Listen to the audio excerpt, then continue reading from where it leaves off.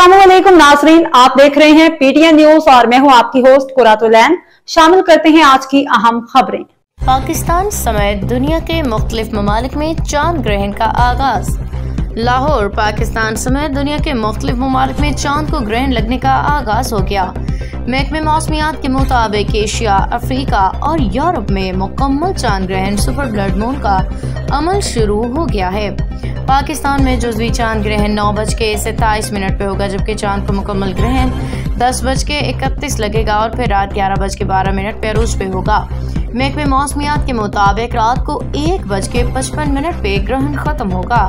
इस दौरान पाकिस्तान में भी मुकम्मल सुर्ख चांद का नजारा देखा जा सकेगा। चांद ग्रहण जब अरूज पे होगा तो इसका रंग सफेद की जगह सुर्ख नजर आएगा।